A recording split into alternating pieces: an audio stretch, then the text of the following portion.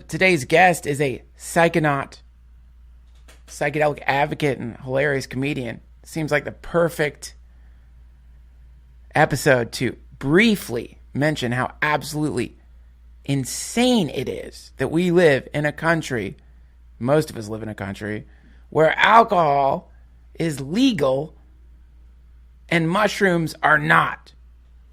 As I'm sitting here gassy, taking gross fucking hangover dumps and just stinky in general. My eyes hurt. My feet are sweaty. Just poisoned. I'm poisoned. My brain feels like somebody just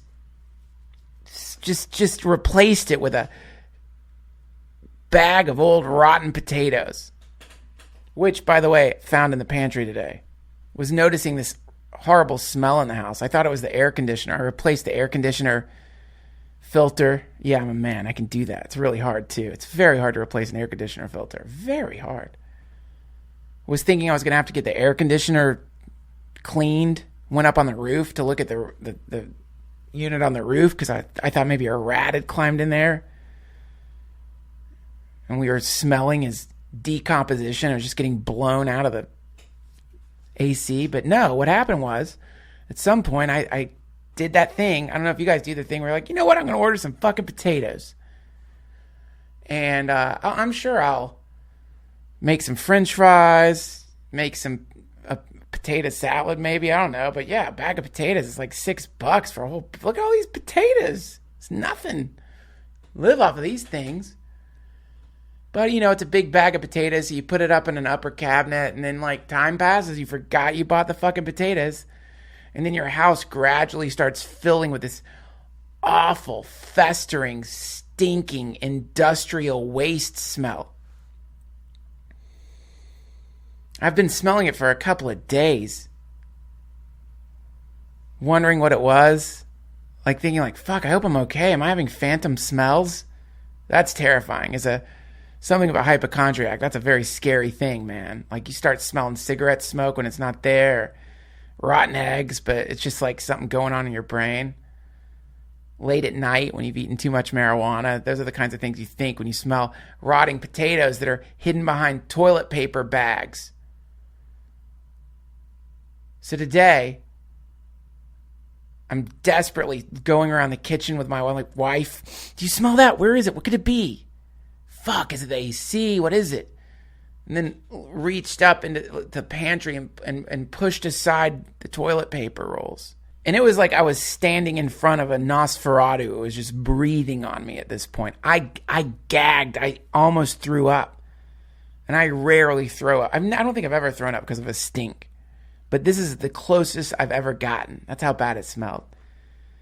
And I grabbed the potatoes and pulled them down. And just a waterfall of pinkish ooze just rushed down out of that top shelf. Like, have you ever seen synthol extraction videos?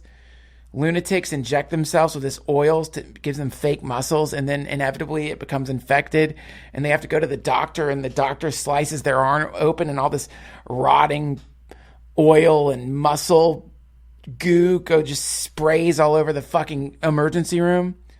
That's what it was like. The dogs were sick. Everyone in the house was sick. My wife was sick. We're all just like gagging and choking. That's what my brain feels like right now. Just an old bag of shitty potatoes. I don't know why I'm going off on the potato thing, but I was interested in like the stink of the potatoes because I was thinking like, man, that seems like that could kill you. And then I Googled potato deaths or something, or like potato stink death.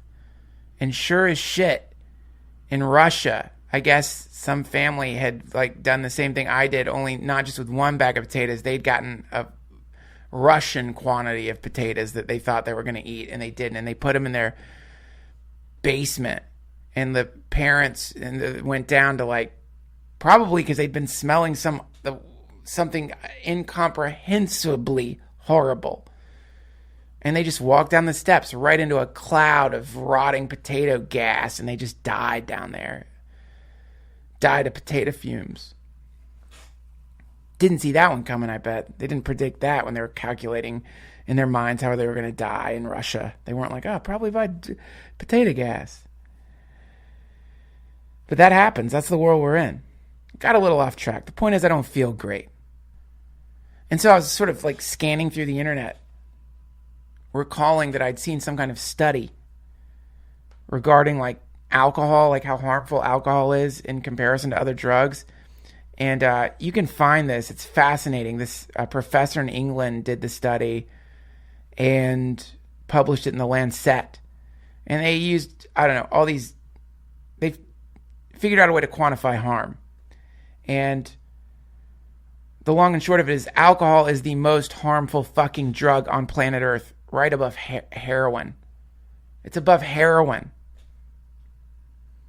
And the least harmful drug is mushrooms, according to Professor David Nutt. Why did his last name have to be Nutt, right? Like if you're going to do this incredible study, which basically makes you a psychedelic advocate, which he is. David Nutt is a psychedelic advocate. He's a scientist. Any good scientist should be something of a psychedelic advocate, or at least someone who, based on the current data, knows that psychedelics compared to alcohol it's the difference between lemonade and gargoyle piss.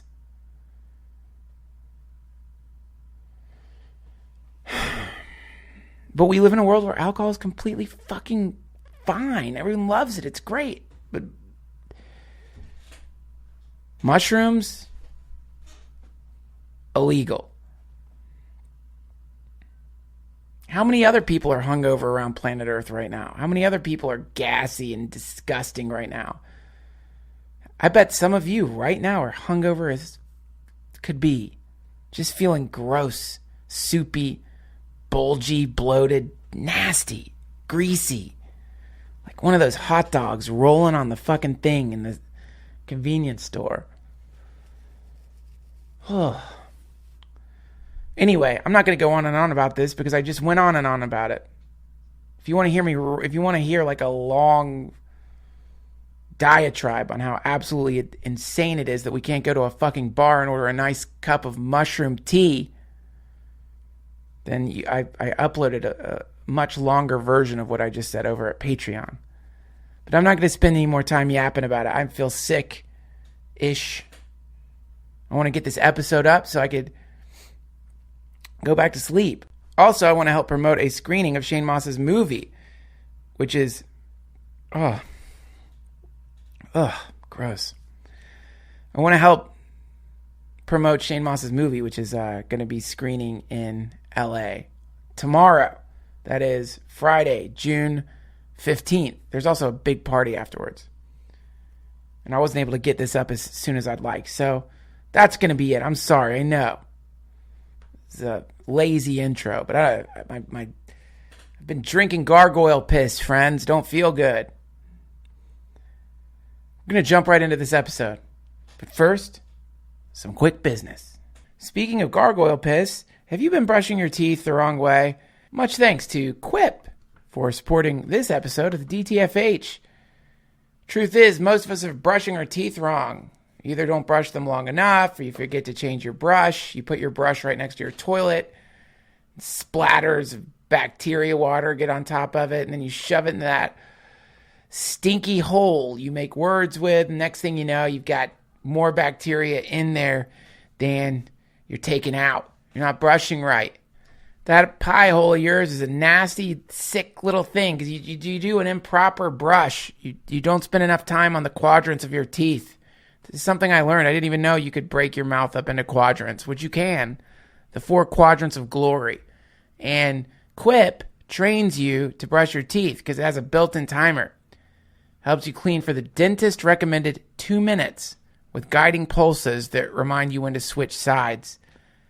Also, Quip's subscription plans are for your health, not just convenience. They deliver new brush heads on a dentist-recommended schedule every 3 months for just $5, including free shipping worldwide. Wherever you are, you could have a clean toothbrush in your mouth if you go with Quip. Finally, everybody loves Quip. They were on Oprah's O list, named one of Time's best inventions, and is the first subscription electric toothbrush accepted by the American Dental Association. Quip starts at just $25. And if you go to getquip.com/DTFH right now, you'll get your first refill pack free with a Quip electric toothbrush. That's your first refill pack free at getquip.com/DTFH. It's spelled getquip.com/DTFH. Trust me, if you're like me, you don't spend enough time brushing those sweet pearly whites of yours, man. You need to know how long to keep that brush pumping in and out of your mouth. Quip will teach you about that. It's also got a wireless mirror mount, so you could mount it right on your mirror and keep it away from your toilet. A surprising amount of people do that. How often have you been over at somebody's house and they've got their brushes in a cup right next to the toilet? And whenever you flush that thing, it sprays and splatters. You don't know what's going on in there. Drunks are going in your friend's bathroom and waving their cocks around, and little micro droplets of bacteria are just spraying everywhere. People are going in there and popping zits above their toothbrush, and little bits of pus are spraying down onto their brush, and people sneeze on their toothbrush. You don't know. People break in all the time and sneeze on your toothbrush unless it's mounted on a mirror. So you can get your toothbrush far away from the toilet. It should be there. It's that you stick it in your mouth every day. Oh my God, when you think about it, it's crazy to think about. Like, imagine when you eat with a spoon, what do? You wash it. Put it in the dishwasher maybe if you're fancy.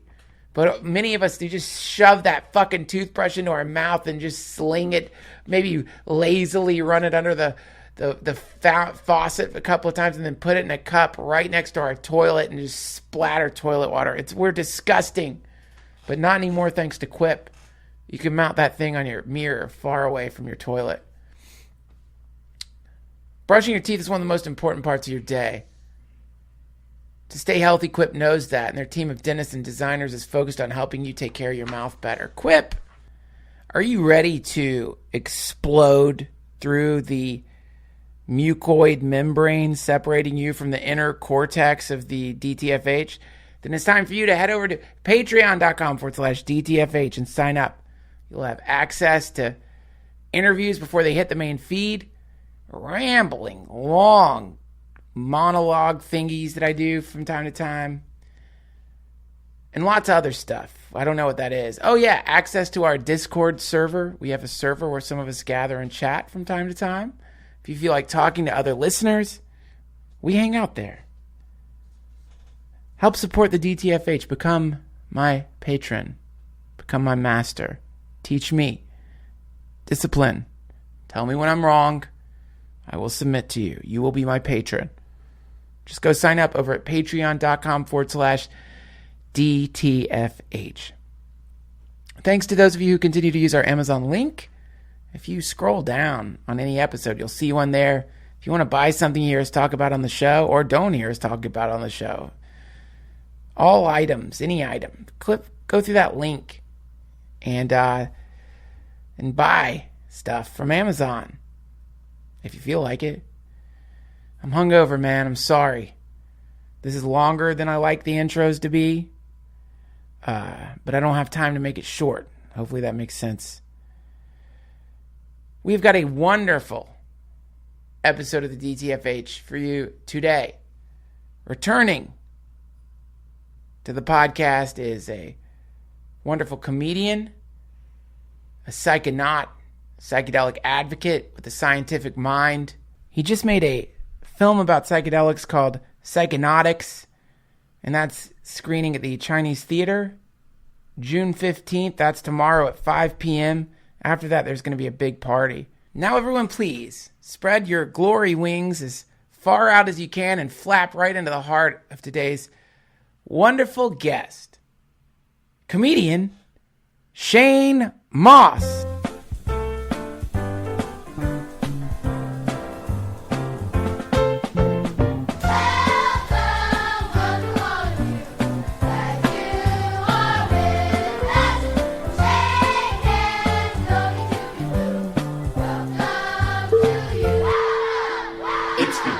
Once we get going. Yeah, I can adjust.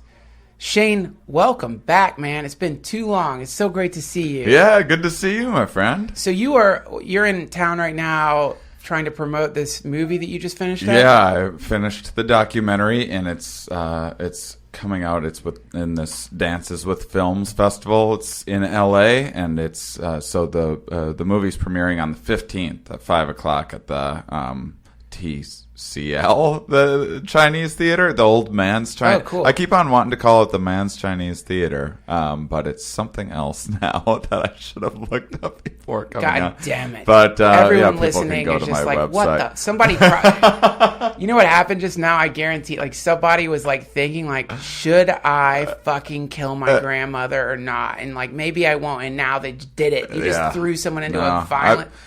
I mean, that's the chance that you take when you're a comedian. You know, you go on podcasts and trigger people. Yeah, people die all the time. And let me tell you, if you want to fucking piss people off, if you want to throw people into a rage, say the name of Man's Chinese Theater.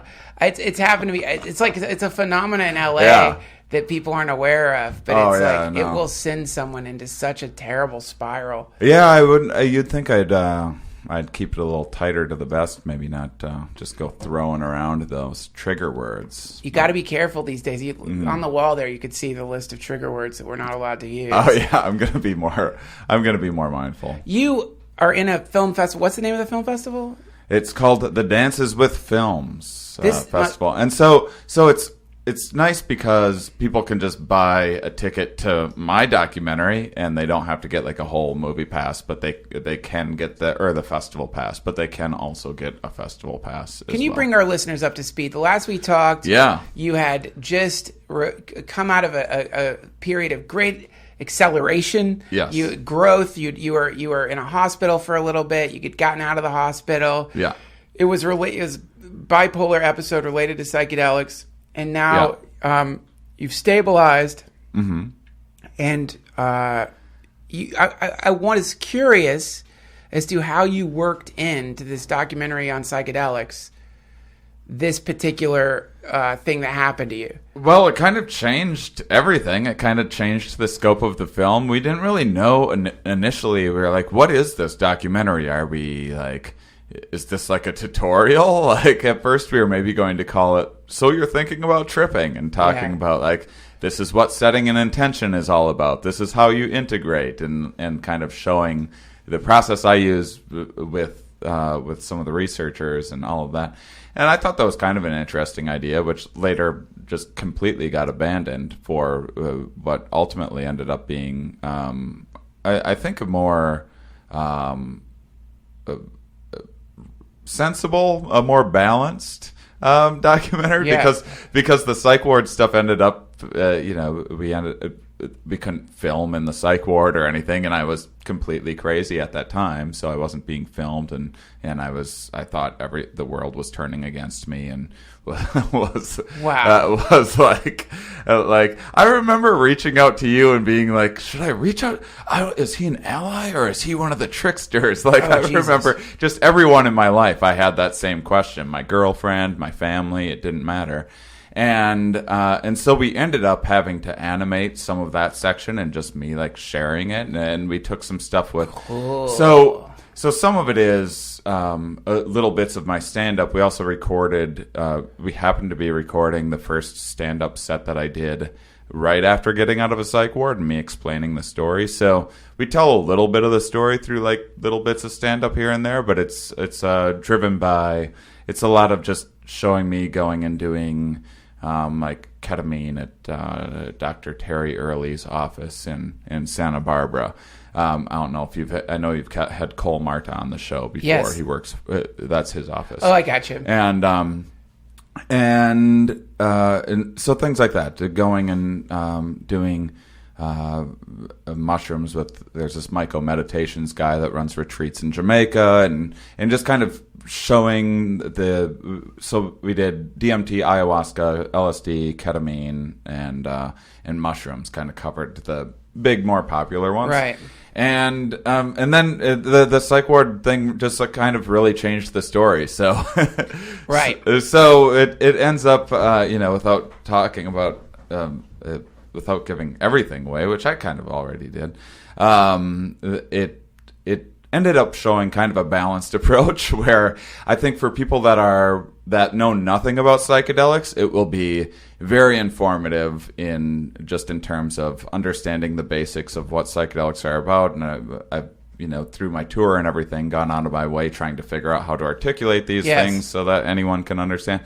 But then I think for the people like us that are big into psychedelics and psychedelic advocates, there will be a little bit of a lesson learned about going too far with them as well. Right. So hopefully a little something for everybody. I don't know. I'm pretty.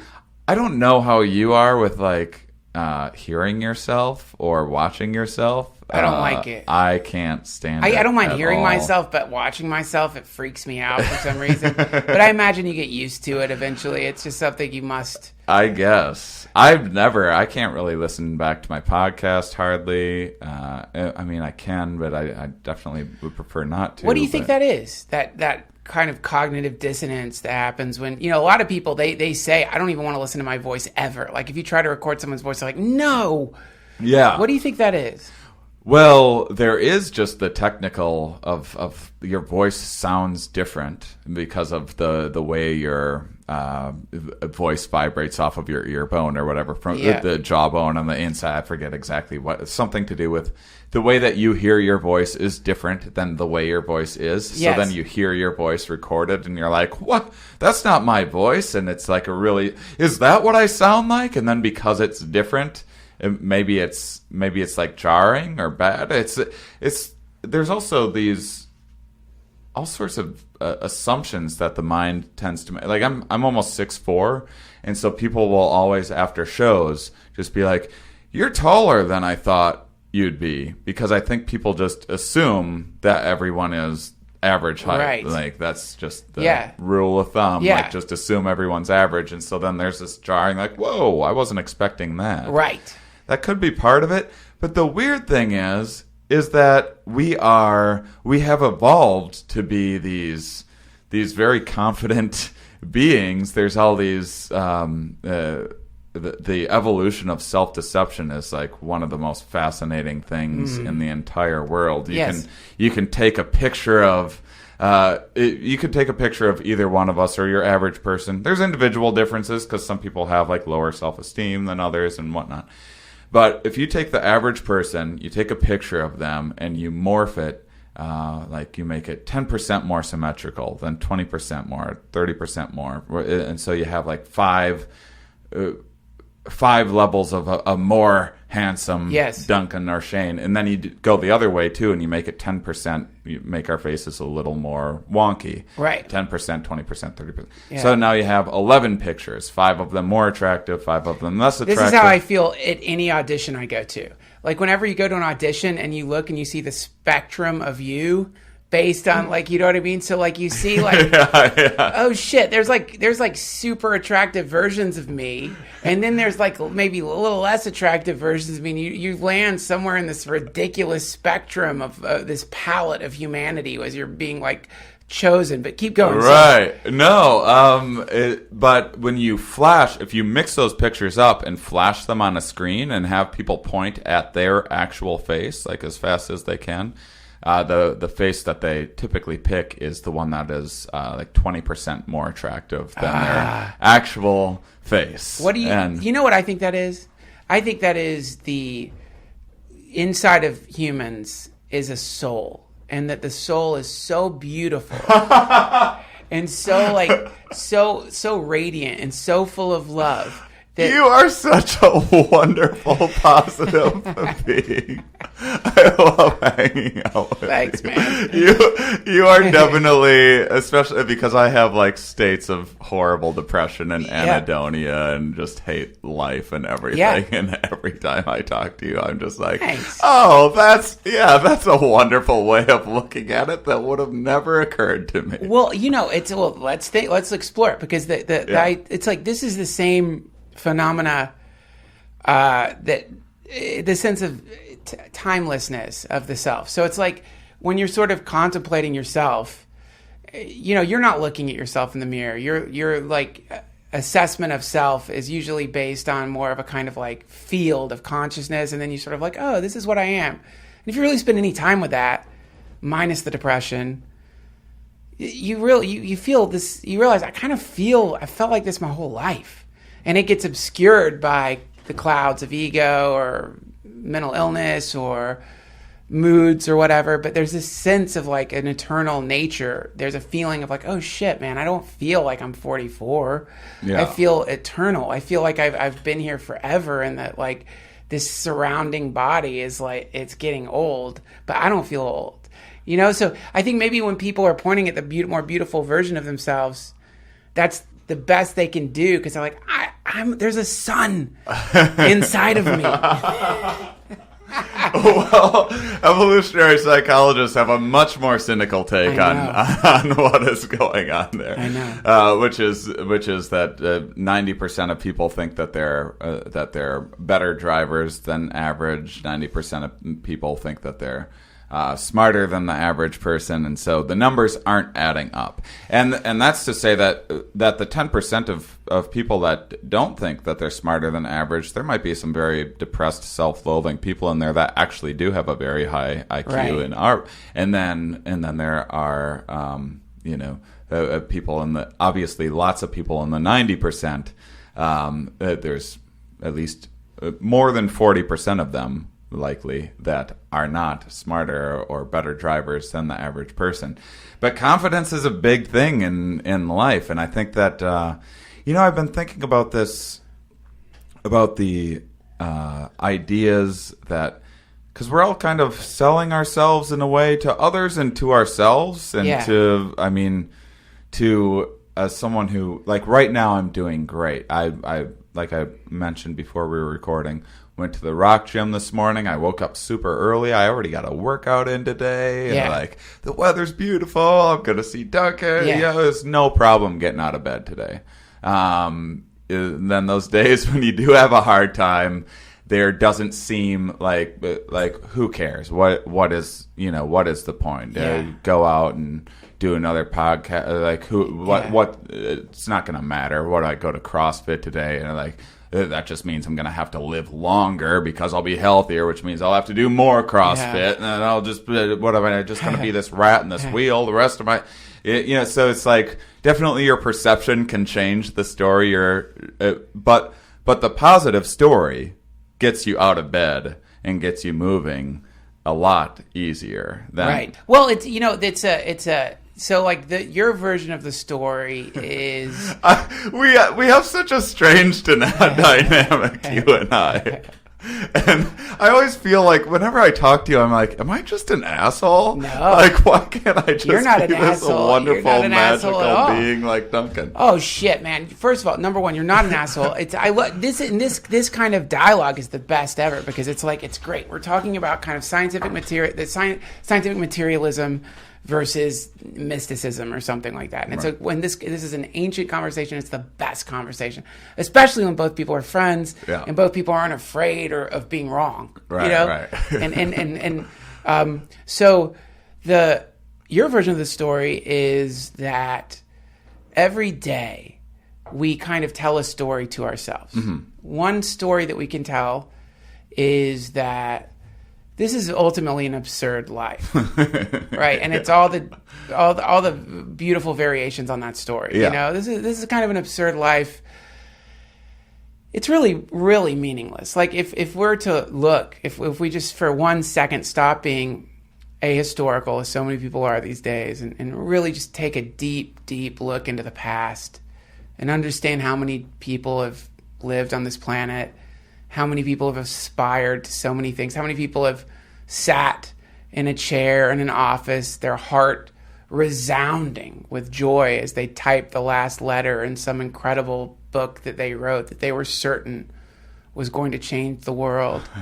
No one knows their name. No one cared. They died alone. Mm-hmm. And all of their naive whatever the fuck that was. It was like, yeah, it's just energy being dispersed by a planet that produces like for sort of some form of sentient meat.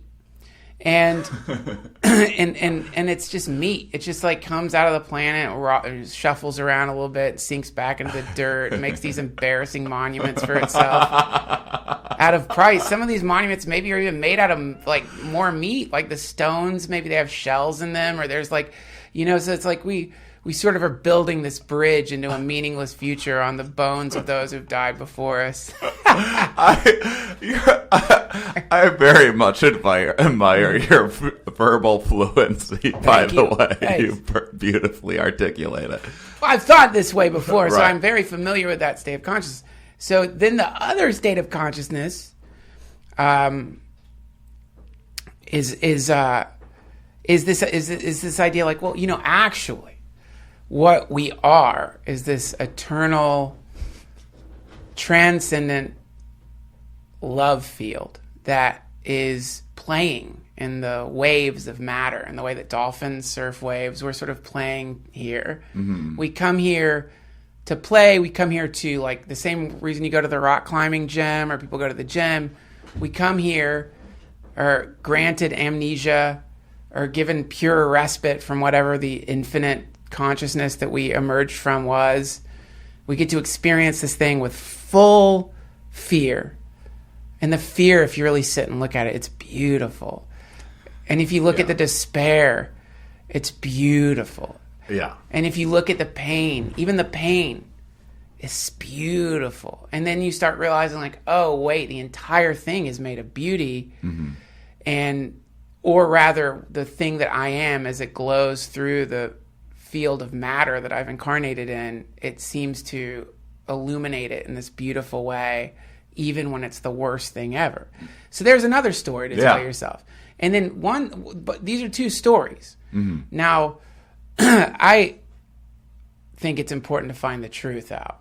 That's the real important thing, and not really to tell ourselves stories, because no matter what, it's like, well, I'm just telling myself a story. This is something Ram Dass talks about a lot. He says, this is my imagination. And then when imagination gets so discredited. Mm-hmm. Use your imagination, kids. You could be on a mountain high. You could be on a dragon's back, flying through the sky. Use your imagination. It's like a little bit of silly putty in some far corner of your mind that you can pull out when you're bored in traffic and think about licking the assholes of 17 beautiful women tied up in some wonderful dungeon before you fucking rage at traffic. You know what I mean? It's just something you pull out when you're bored. Right. It's kind of almost like the appendix, or you can use your imagination. Mm-hmm. No, it's not reality. Whereas with Ram Dass's idea is like, no. This imagination is everything. Mm-hmm. It is the truth. It is real. I'm not talking about deluding yourself, but really like looking deep into the self and analyzing it underneath the pain and the pain itself. I keep coming back with fucking roses, man. And it's like the analysis that I do constantly is seeking out the bones. I'm looking for the horror. I'm trying to find it now. And more, I'm becoming less capable of discovering it.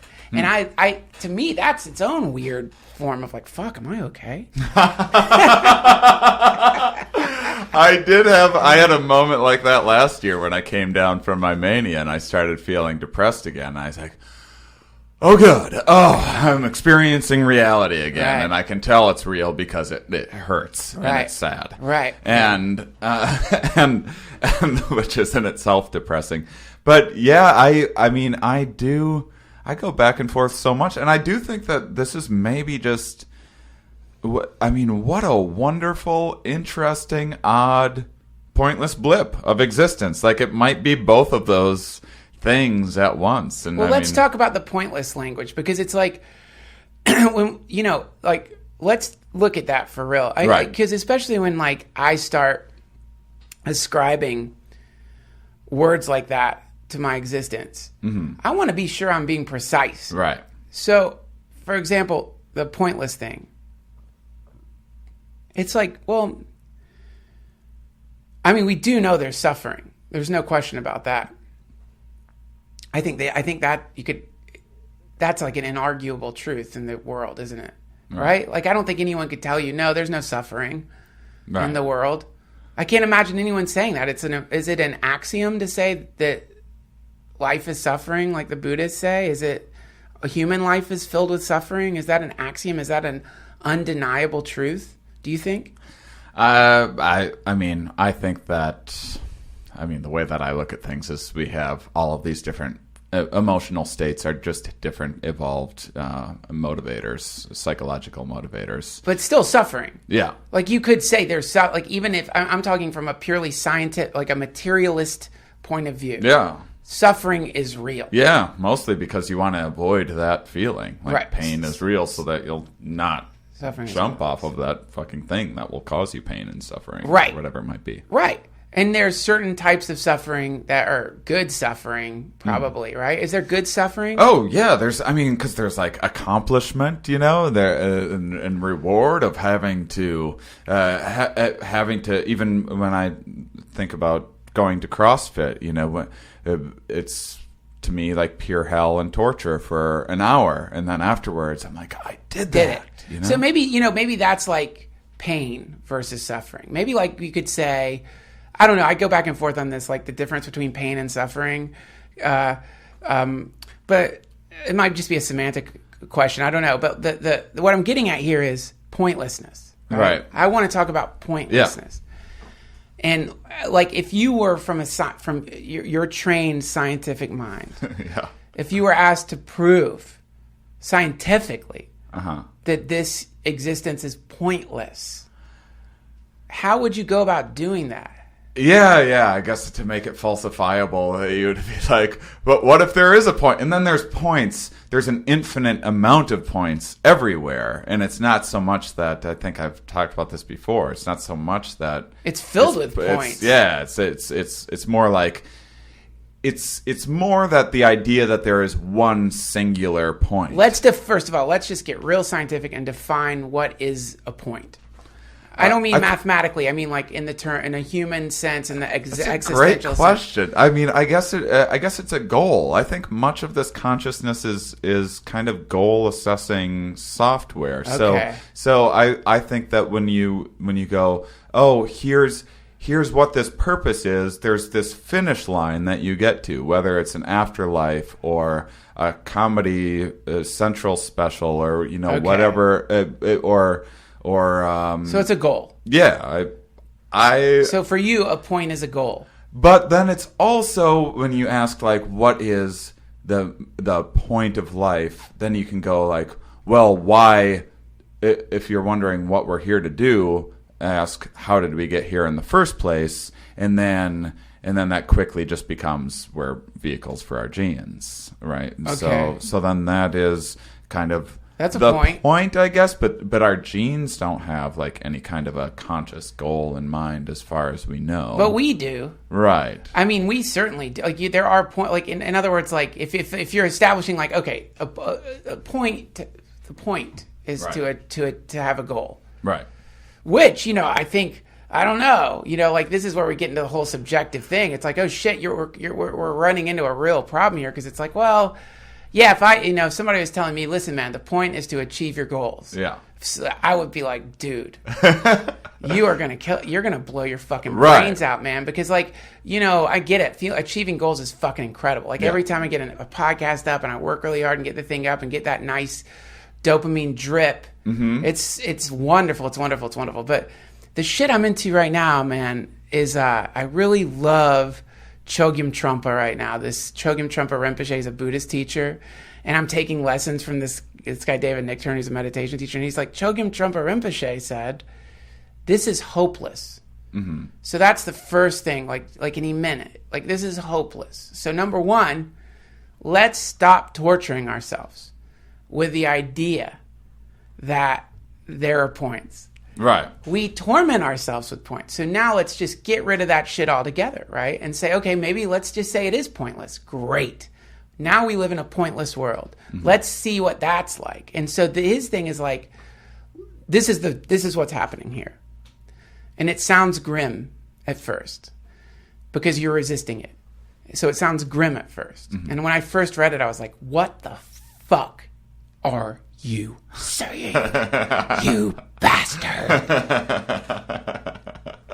But and for any kind of Trump students out there, my apologies if I fuck this up, because I'm not pretending to understand half of what he was talking about. Maybe 4%.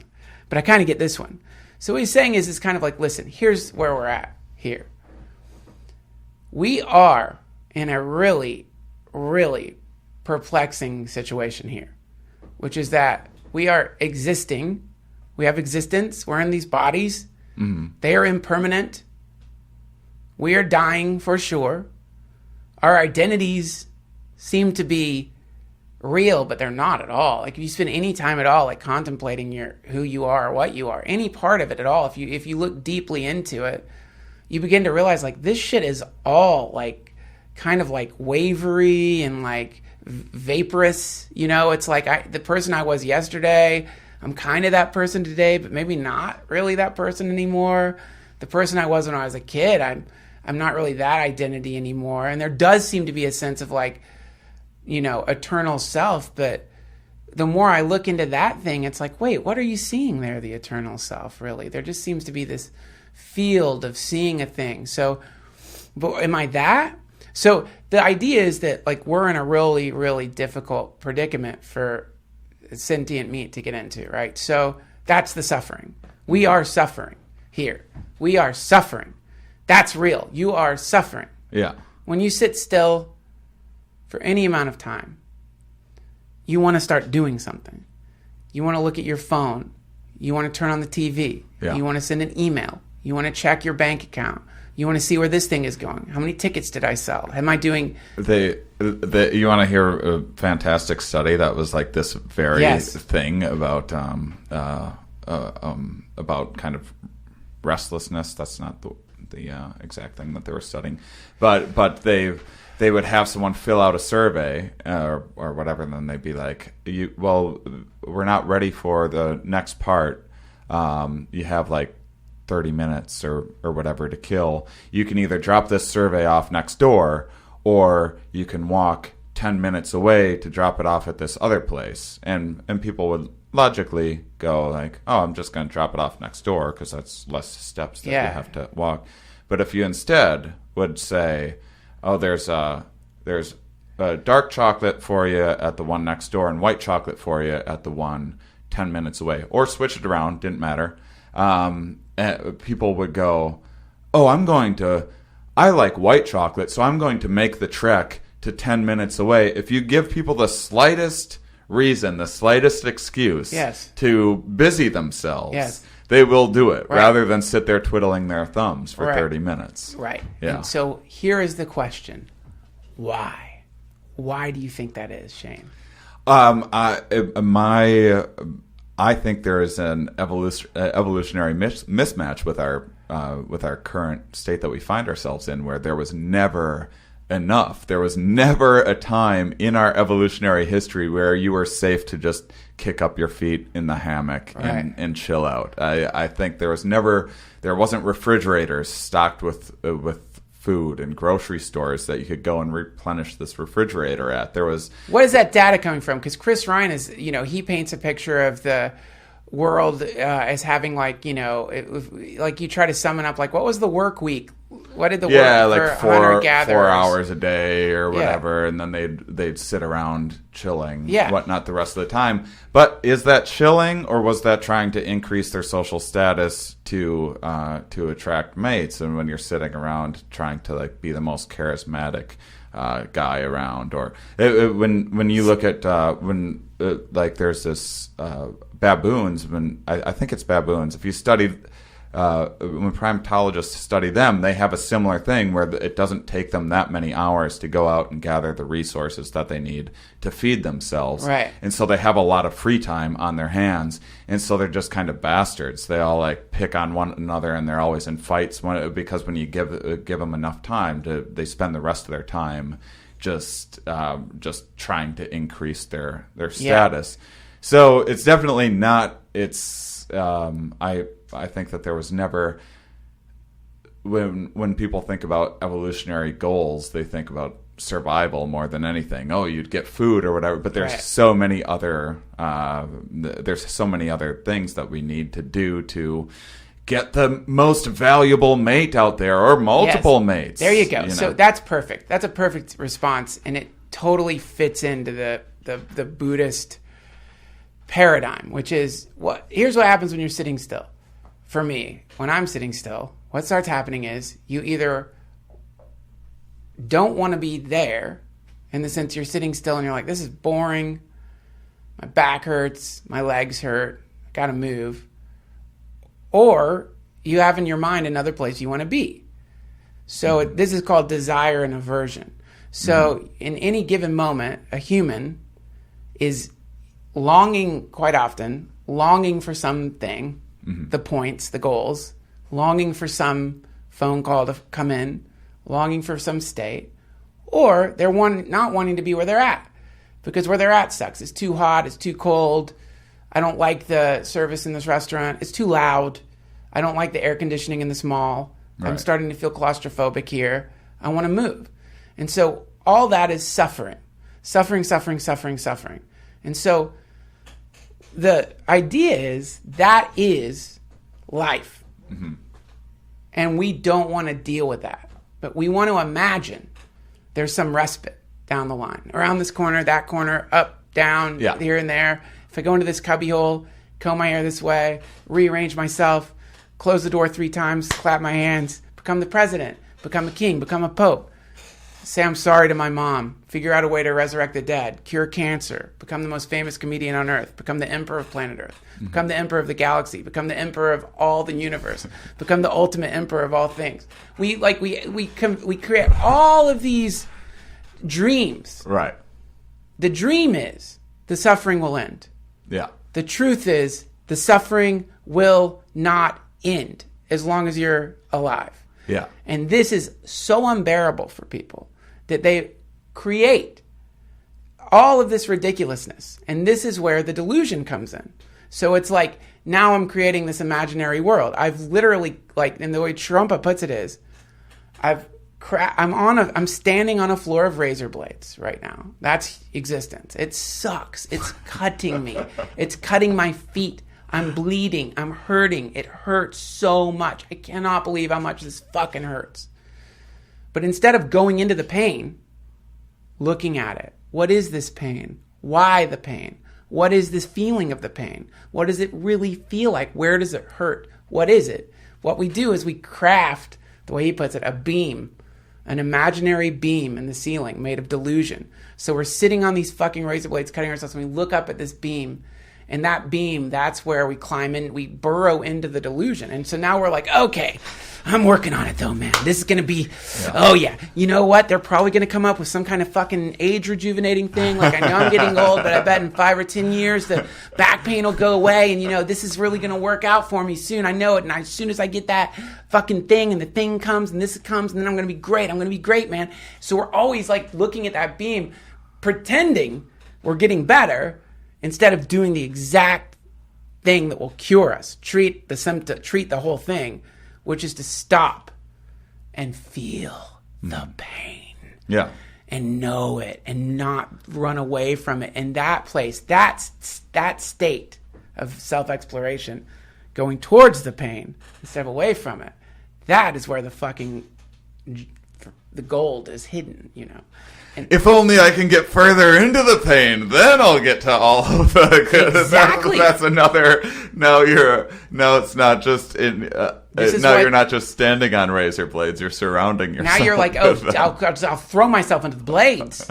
So now this is where we get into the middle. This is why Buddhism is called the middle way, because it's like, or not too tight, not too loose, which is like, yeah, that's the next thing the mind wants to do. So now the mind is like, oh, okay, great. Well, not only are we going to fucking get into this pain, man, it's like, I'm going to really be in pain and really be, it's like not that either. So there's this like place that you can find where which is why when you hear someone like Duncan Trussell say, this is a hopeless situation. If you're someone who's become addicted to the goalposts, if you're someone who's become hooked on the ambrosic idea that around this corner or that corner, you're going to be okay, then there is nothing worse to hear than like, it's not really going to work out. Yeah. But if you're someone who's like realizing like, oh, wait a minute, I think I'm fucking chasing my own tail here, man. There's like a laser pointer I've been running after my entire life. I'm just a little fucking primate kitten. Yeah. Then suddenly there's just this sweetness that starts filling up your heart when you start sinking into what is right now. I've found that's like that's one possible way to be. Yeah, I mean, well, I hope that one day I will appreciate the now the most out of everybody. Well, you should buy my new pills. Now X. 1995 will get you 30 of them. And then there's this placebo effect where the more you charge for it, the more people will think that it works. The bigger the pill is, the harder it is to swallow, the more you think that it's real. These fucking pills are the size of bricks. And they cost $1,000 each. Cut going down. And they're fucking enemas. You shove the present moment. Listen, if you want to be in the present moment, shove one of these pills in your ass. In fact, they're not pills; they're just bricks. They did a study very much like that with some complicated heart surgery that they couldn't tell. They're like, is this actually working or not? It's like replacing some valve or something like that.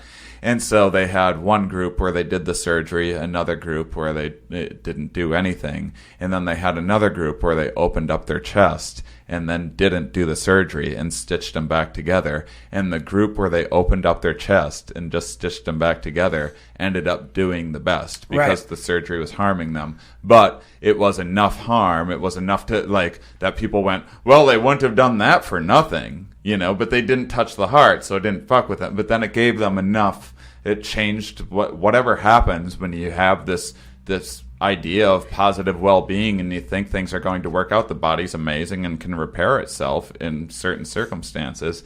And so, I mean, to me, I think life is a little bit about finding the placebo that works for you, which I think is now X is easily worth $1,000 for that suppository. I think it's fine. I think it's that the idea. This is a very important question, which is like all these fucking hippies who keep going on and on and on about love. Mm-hmm.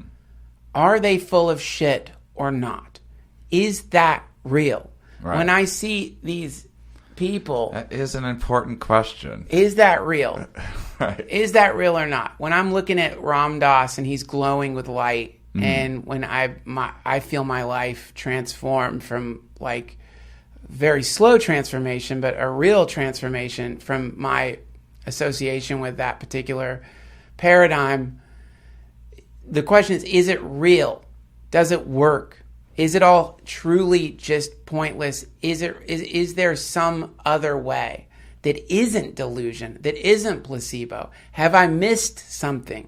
Is it possible that the millennia of various mystics crying out from their caves and their little huts and their fucking mountain cabins who are saying, holy shit, there's more than we thought. Yeah.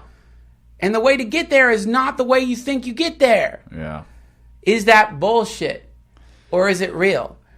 I've like gone back and forth with these same questions. And I've had enough psychedelic experiences to see all of those lovely, amazing things. And then when I'm like optimistic, like evolutionary point of view, I'm like, well, love is this evolved bonding mechanism, and cooperation is this fantastic strategy that humans have clearly done well by. And so more cooperation seems to work in a lot of cases if you're not being taken advantage of by people, which will happen within the system of the game theory. There is just going to be enough incentive at some point where someone will take advantage of someone else loving too much. And so there is everything you just said, that is all you could put that on a grid. Right. You can quantify it. You can like say, okay, this is what the reason. Here's one reason love helps. Mm-hmm. Evolutionarily. Here's one reason that it helps. But I'm saying, and that's great. And I think that's an important study to do. Like, let's really look at like the benefits of love from a purely evolutionary perspective. Let's look at that. That's a great thing. Like, how does love help a community? How does love help a village? How does love help a planet? Great. Mm-hmm. But before that, I want to get into like, what is it? Mm-hmm. What is love? What is it? That state of consciousness. What is it? That perfect balance of oxytocin and dopamine and serotonin. And what is it? What is it? And what does it do to a life when it comes into a life? Yeah, I think it's a mix of those things and a beautiful story that we tell ourselves as well. But still, like the actual articulation of the love state. Like, do you know what I'm talking about? I'm talking about like when you're so fucking in love with somebody. Yeah. Whether it's a baby, whether it's a dog, a cat. When you're so fucking in love with somebody that when you get around them, even trying to talk to them about how much you love them becomes impossible. Because your language reservoir it doesn't have the right tools in it to say this thing that you're feeling. Yeah. Right? This begins to transcend data sets and symbol systems. Yeah, I mean, I've been in a place where I've felt this universal love where anything that's like coming out of my mouth right now seems absolutely silly. Like, why are you like resisting and making up excuses when you can just like accept this eternal love that is the source of all things? I've been in those states, and I wish I could like remember them and tap into them more often than I can. But I always end up going back to like trying to, I guess it's just my rational mind of trying to be like, yeah, but let's break that down. And I guess I'm a little bit too much of a reductionist sometimes, which reductionism has all sorts of problems because there's this holistic immersion process in all things. And reductionism is bad for predicting things like the chaos and and all of these unpredictable like butterfly effects and that sort of thing that happen that obviously are real and have these big reductionism doesn't help you predict the weather, and so I don't know.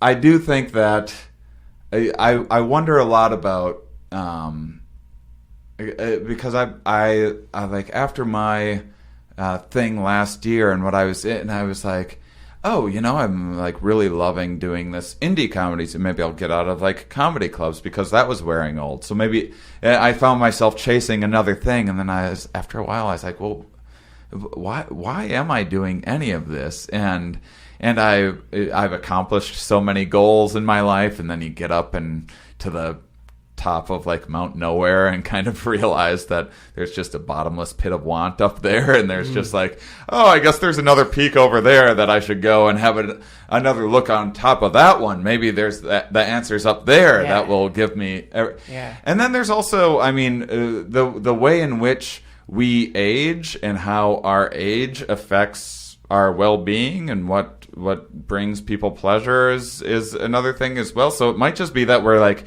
getting older and getting more of an appreciation for that's if you ask people what one of their more memorable experiences was recently, a positive experience, younger people will say something exciting, bungee jumping or whatever, and older people will say something a little more like relaxing around the campfire with my kids or something like that. So we slow down, and so I don't necessarily trust that when someone's like, oh, I've been around the block and I realized, and I sat and then I realized it's just about being happy with what you have, and it's like, well, for you it is now in the place that you're at. That is the best strategy for you, and so is that priming the way that you are trying to articulate consciousness itself. Like I had one of the most interesting experiments that I accidentally did was I used to, speaking of selling things and selling ideas to ourselves, I used to sell these stupid plastic beer mustaches. They clipped on beer bottles. You drank it. Looked like you had a mustache. I call them Shane mustaches. Great way to make money. People buy. I want one. And I'll send you some. Thank you. And they came in 8 different colors. Black and pink were the big sellers. But if I wanted people to get other colors, I'd be like, St. Patrick's Day is coming up. Get your green one. 4th of July is coming up. You want to get your red and your blue mustaches, because I needed I wanted people to buy a variety because they'd get more of them, and then there'd be colors that the local sports team, get those colors. Just anything I could do to like trigger, like, that is why I should have an orange beer mustache. You just give people kind of a reason because they want to support you anyway, right. and there'd be say purple. I hadn't unloaded a purple beer mustache in forever. So crazy. I would think those would sell like hotcakes. So I would, or whatever color wasn't selling, I would have these. It would be in a thing with like a bunch of different compartments, and so I'd have these 8 different colors, and there'd be like stacks of 20 of them, all equal of each color, and then I would just use a little bit of knowledge from behavioral economics, and I'd just take out 15 of the purple mustaches, so there was 5 left, and every time after that show, people would see like, there's only a few of these purple ones left. I need to go and get that purple one. Is that there's these mental heuristics of this law. Jesus Christ, you're like the fucking Hannibal Lecter of merch. Jesus, Shane. Everyone listening to this is like, that motherfucker. I know. I got a purple mustache. I know.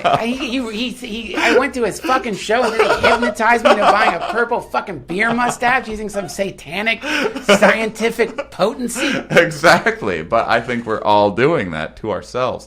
And so what was more interesting than that was not that then all of a sudden these purple mustaches are flying off the shelf, even though I hadn't sold one in 3 months. It was, I would always ask people, they'd go and get a purple one, and I'd be like, so why'd you pick the purple one? And I knew why they picked it, but I would always ask them, and they would always have a story. It was always like their granddaughter's favorite color, or their second car was purple, and they just always liked purple and their favorite color in the rainbow, and it wasn't like a smart or a dumb thing. It's not like smart people made a different choice and picked. Smart people just had like better stories about why they picked the purple. They still made the same behavior. They would just consciously dream up these. They'd have a better imagination for, purple dye was always really expensive to make, so historically, purple went around with, was thought of with royalty and wealth, and that is why I bought a purple beer mustache. That's why I always buy.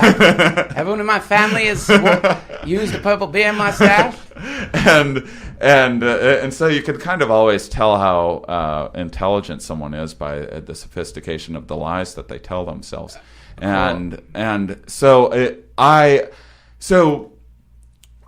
For example, now let's play the joke on me. If you ask me why I'm a stand-up comedian, this is, you got to talk to reporters and stuff all the time, and you tell them a story. I'll tell you this very fanciful story of, I was 9 years old, and I had this friend tell me I should be a stand-up comedian, and just planted the seed in my head, and it's what I've been dreaming of since I was a little boy, and I always watched as much stand-up as I could, and I cared about the skill and the craft, and I loved the writing of it, and then honing the performance and switching the jokes around in the order of the show. But I also happened to gain status, get resources, and potentially attract mates from doing this. So is that like a little side bonus to this conscious story that I think that I'm doing this? Or is that actually what's driving it in this nice, beautiful story about the little boy is the story that I'm making up? Gotcha. Yeah, let me add to it. When I was studying psychology, bachelor's degree in psychology, not to brag, but when I was studying psychology, they were talking about certain people who have usually some kind of traumatic brain injury will lose their ability to have short-term memory. So they have long-term memory, but they don't have any short-term memory. So one of the things that they would do, if you heard about this, putting the Coke in front of them. Oh, I haven't heard the Coke one. So, I thought you were going to. So you could put a Coca-Cola in front of a person who doesn't have short-term memory, and all of a sudden a Coca-Cola has appeared. They don't know where it came from. They don't know what happened. They don't remember whether they got the Coca-Cola or didn't get the Coca-Cola. And so you could say to them, where did that Coca-Cola come from?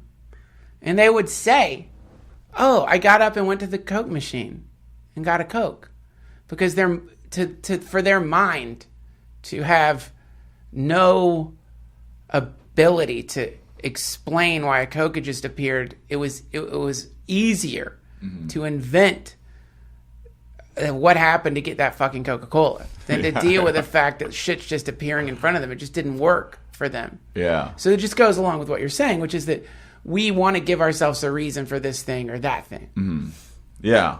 And I think that in terms of when you're talking about suffering, there's also all of these odd tweaks and ways in which the brain processes suffering. And so, have you ever heard of the peak end rule? No.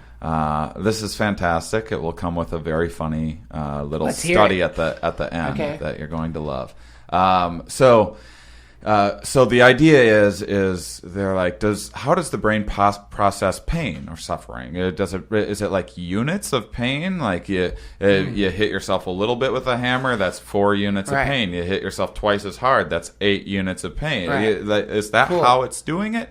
And so they do these, like, I think it was Dan Ariely that first started doing these tests, and he was a guy very interested in pain because he had been horrifically burned. He still has all sorts of scars all over his face and whatnot, horrifically burned in a chemical fire in college, and spent like a year in a hospital bed, nearly died, and had to. So what started the process of exploring pain for him was the nurses would they'd have to change his bandages as his skin was healing, and they just rip it off like a Band-Aid. That was, and he'd be like, you need to stop doing that. Like, it needs to be slower.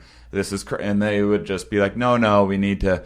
And everyone knows you rip off a Band-Aid as fast as you can. Right. So he went, and that was like the first thing that he studied when he was well. Like, what is the best way to take, and then proved to them that no, you want to go slower. It's not as painful for people when measured in like surveys and stuff afterwards. And so anyhow, the peak end thing, you take a big bucket of ice, and you have someone stick their hand in this freezing cold bucket of ice, and it's painful and it's uncomfortable and whatnot. And then for like a minute. And then you have them, I think it's the same group at another time. You have them do the same thing, stick their hand in for a minute. So that's the exact, if pain worked as a series of units, they just experienced the exact same number of units of pain. Yes. Now you add a little bit, without them knowing, you add a little bit of warmer water. It's still cold, it's still uncomfortable, but it's not as cold or as uncomfortable as it was, and you have them leave their hand in for another 30 seconds. So if pain worked in units, this is the exact same number of units as the first study, but then an additional 30 seconds of not as bad of pain, but pain nonetheless. Sure. So logically, if you're a robot, you would want the first one where it's just a minute and you get it over with. Yeah. But you ask people which one they would want to do again, and they pick the second one because the brain, it compares the average of the pain with the peak of the pain and what the end of it was. You always want to close a comedy show with a big strong joke. Yeah. Like, I've had shows where I bombed the entire show and then closed out by like crushing for 10 minutes, and people are just delighted afterwards. Right. And so here's the fun study that they did. This is back when colonoscopies were much more uncomfortable than they are now. Yeah. They're trying to figure out, how do you make this more comfortable for people? And so do you do it really fast and more painful, but for a shorter amount of time? Do you do it slow, less painful, but for longer? And they landed somewhere in the middle with that. But then what they decided to do was to leave the colonoscopy device inside of the person. like not really doing anything for just like another minute or two after the colonoscopy was complete. So wow. It's still painful. You still have this uncomfortable thing in your ass. Yes. For 2 unnecessary minutes. Wow. And people enjoyed that one more. Wow. That's so cool. That's such a crazy fucking study. Leave it in their ass, Gerald. They'll like it. Trust me. Yeah. So leave it in their fucking ass. Move it in and out a little bit. So I try to, after I do a CrossFit workout, I try to like stretch a little bit afterwards. So it's like that's the painful stuff that I remember, because it's not as painful as the horrible workout was, and I want to be able to get myself to go back in the following day. But there's also, but this is again like the evolutionary mismatch thing. We intellectually know that exercise is very good for you, right? So why didn't we evolve to just like happily go bumbling into CrossFit? Like some people certainly do. I mean, it's the happiest people that I've ever seen. Sure. And but I think you're up against a lot of instincts that are like, I mean, if our ancestors saw us running on a treadmill or something, they'd be like, "What the fuck are you doing?" You know, we made tires to transport us, to roll us, and then CrossFitters are like rolling a tire around. It's like all backwards. None of it makes sense. They're not even rolling it; they're flipping it. They're not even using a tire correctly. Right. You're making life harder on yourself because you evolved to have these muscles for this necessary function that is no longer, you don't need to like build shelters every day and hunt or whatever it might be, or wrestle to find a mate.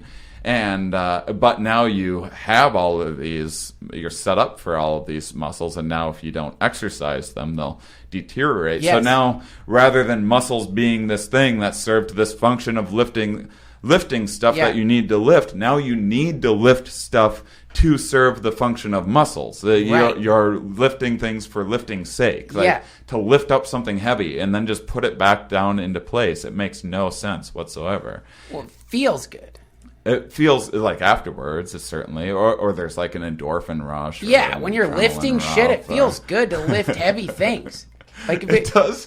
Well, you're lucky. It doesn't for me. Well, so it's the analysis of it. Like sometimes, like one thing like that, I think it's an enjoyable thing to do when you find yourself in a real pickle. Yeah. Whatever it may be. If you can stop for a second and look at the feeling, really look deep into the feeling, especially with lifting weights. Yeah. And just look at it and think, what is this feeling of lifting? Because I think a lot of people don't even do that. Like I know many people, I'm not even going to talk about many people, me in particular. I will rush through everything. Like for example, like a cookie in the cabinet. I'll go and get the cookie and I'll be like, I'm going to get a cookie. Mm-hmm. And that feeling of like excitement, oh fuck man, I'm about to get some sugar, here we go, I'm about to eat this cookie. And then you eat the cookie, but you don't even taste the cookie. Mm-hmm. And you realize I just ate a cookie a few seconds later, but that moment of eating the cookie is gone. You didn't experience it. Yeah. Rushing. So, and you're not full from it either. I just did a whole episode on satiation in general, but appetite, just food appetite is a big part of that. And there's all, if you give someone like a pitch counter and have them count the number of gulps they take, they'll be full faster than if they're just like watching TV and eating a cookie. Funny. They'll just slam it right down without thinking of it. So it's not like a stomach fullness thing. It's a perception thing. Well, if you go into the gym with the right food on your stomach and you like drink enough fucking coffee or whatever, you get a little stoned. You work out. You don't like weed. maybe that's why I like lifting heavy things. Like I just smoke a little meth before I go into the cross. That's why you hate it. Doing fucking meth at the gym, it's a paranoid nightmare. What the fuck have I stumbled into? This unnatural hellscape of plastic and sweating fucking narcissists. What world have I? But like as you're talking, like there's a couple of things that occurred to me. One of them is a story I heard I think it was Jack Kornfield told this story. He was talking about how like he's a Buddhist teacher. He went to Burma. I think he was in Burma to study Buddhism. He became a monk, shaved his head, and studied Buddhism in Burma. And there were stories, and one of the stories is like, and you hear this all the time, which is like, if you really do spend enough time sitting still and following your breath, you start getting crazy psychedelic shit starts happening to you. Like really crazy shit starts happening to you. Shit that like makes psychedelics seem like the difference between smelling a rose and actual like, and smelling or actual rose and rose perfume. So it's like some of the experiences some of these people are having is like, oh shit, that's what the psychedelic was mimicking synthetically, and that this experience is the experience, versus and that's what I think one of the great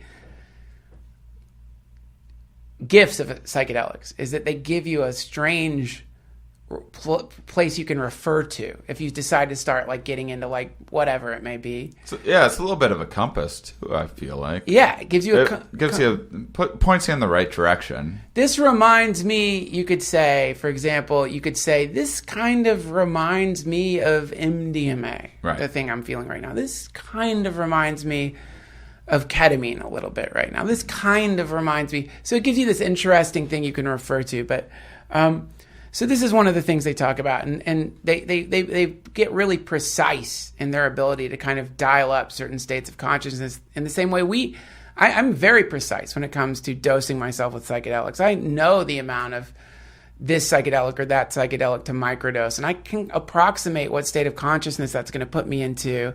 I know by now I know with beer, for example, I know what 1 beer feels like, 2 beers feel like, 3 beers feel like based on alcohol content.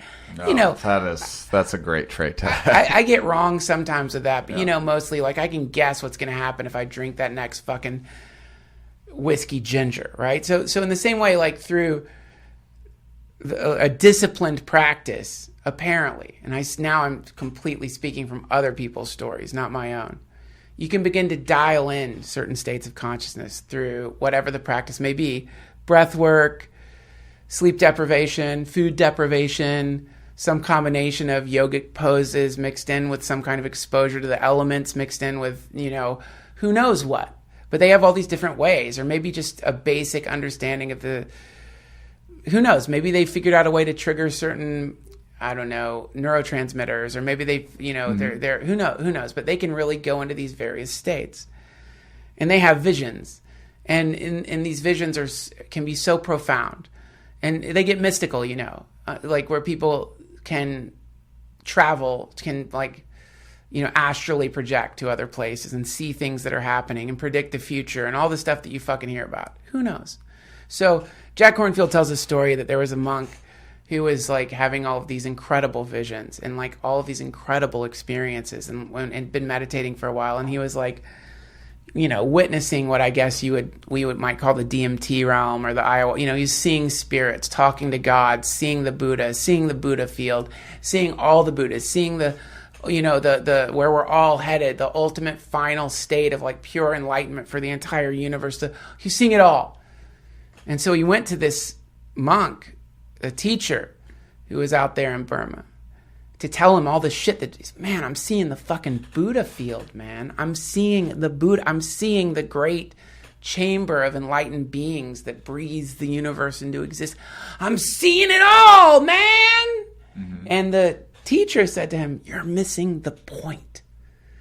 You're missing the point. It's not about the experiences that you're having. It's who are the experiences happening to? That's the question. Who are the experiences happening to? Who is this person that's feeling this thing or that thing? Who is it? And that's an easy thing to miss. And I do it myself all the time. So like, this is the difference. This is where like you talk to somebody who is fresh off a great DMT trip.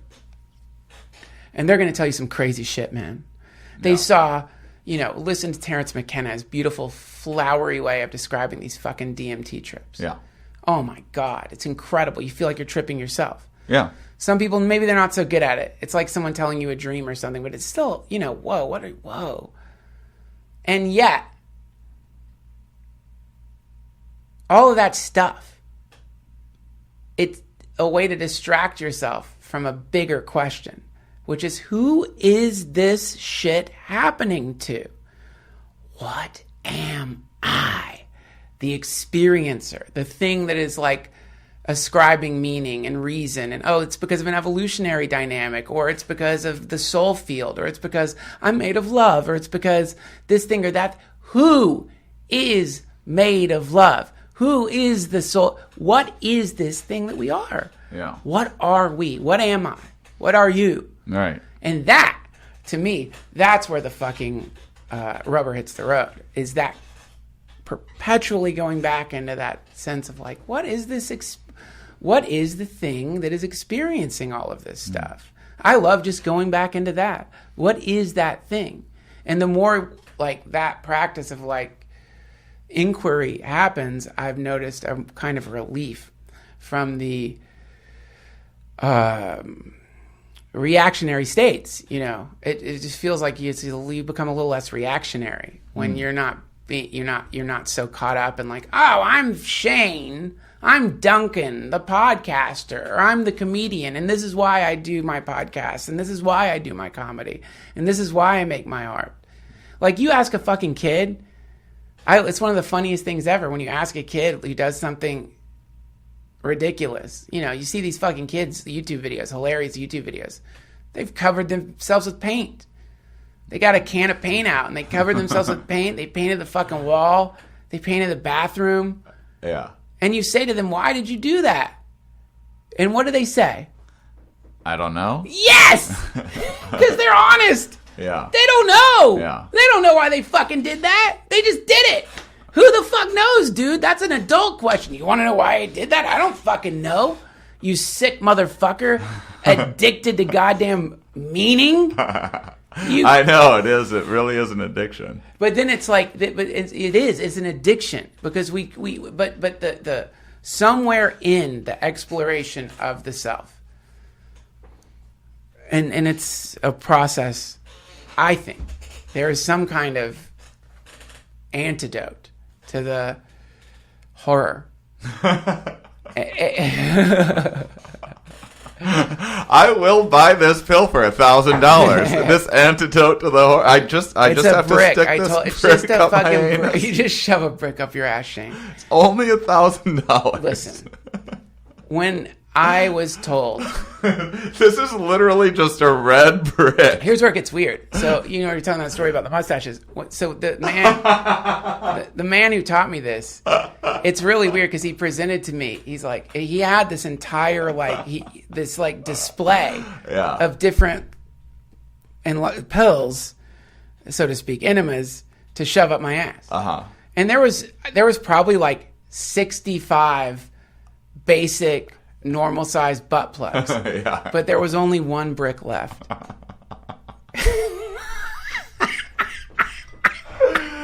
Oh, you needed it. And there's a line. Yeah, and I saw a lot of people eyeing that fucking brick. Yeah. So I'm like, give me the brick. Yeah, it looks popular. That thing must work. It worked. It worked. So yeah, shove a brick up your ass. Well, I mean, on the when you pull it back out, though, I think that just like right before exits, just leave it for just like another minute or two. Well, no, what you do is right as you're pulling it out, you ask yourself, whose ass is this?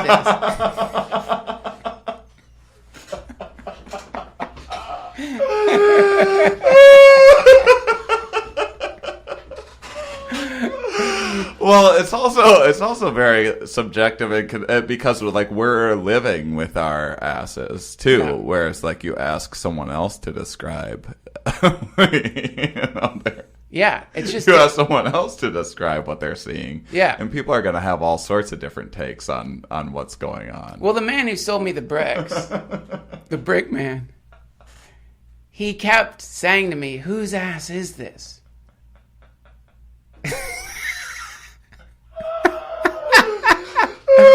Just over and over again. It's my mantra.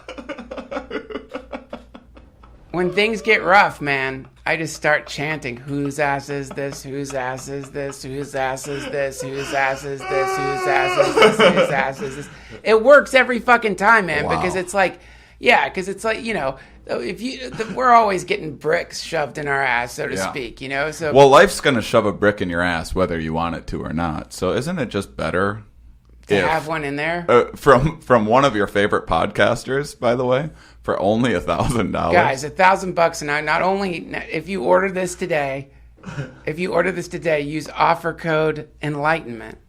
Not only will you get a DTFH ass brick, but you will also get high fives from a lot of your friends. Yeah, for sure. You will get so many fucking high fives because, like, and I can tell, you know, these, like, this is like a lot of other podcasters. They sell T-shirts, whatever. Fuck you. We see each other because I can tell if someone has a brick in their ass. By the look on their face, and I'll go to them like, dude, thank you for listening to the podcast. Yeah. Quick question for you. Whose ass is my brick in right now? Whose ass is my brick in? Whose ass is my brick in? Shane, the next time you find yourself in bed, depressed, wondering if there's a point, just ask, whose ass is this brick in? And there, my friend, is the secret and the point. See, like I said earlier, you just have this beautiful way of expressing everything in this way that just makes it all make sense to me. It's beautiful. I mean, that's to my point. Life is counterintuitive. Like, that's not something, you know, when you grow up, they tell you, like, you could be an astronaut or you could be president or something, and you, like, work really hard to try to do that. And that poor guy, Donald Trump, gets up there to president, and he's still not happy. Still not. I'm going to be real honest with you, dude. Based on my deep understanding of whether or not someone has a brick in their ass, I don't want to get political here. Oh, yeah. But I mean, brick talk always goes this way, though. You got to expect that. Listen, it has nothing to do with, like, whether you're a Republican, Democrat, liberal, or conservative. When I look at Donald Trump, I can tell you that guy's got a brick in his ass. Really? Yeah, he's carrying one around for sure, and it's helping him. I think look at the unemployment, it's doing great. Yeah, those job numbers. You know, I think it's time for you to tell people where they can find you, and then after that, let's go shove bricks in our ass. Oh, sure. Well, whose asses? Let's find out. The ass. The ass. The universal ass.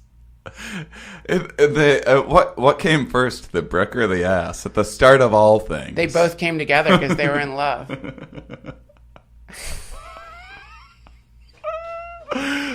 People can go to Shane Mauss, MAUSS.com. I'm not selling my website as well as you just sold that ass brick to me, but you can check out the Here We Are podcast. I interview a different scientist each week, and you can talk it would mean a whole lot to me to see people. If it would be cool to get to premiere the film Psychonautics, a comic's exploration of psychedelics, to a packed house on June 15th at 5 o'clock. And there's also an after party. Serendipitously, there was this sci-fi or psychedelic festival happening that night. That is now like the official after party of the premiere, and so people can get the ticket stub, which is $15, will get you $15 off of this sci-fi event. And so groovy. Adding it to my calendar. That's awesome. So yeah, so there's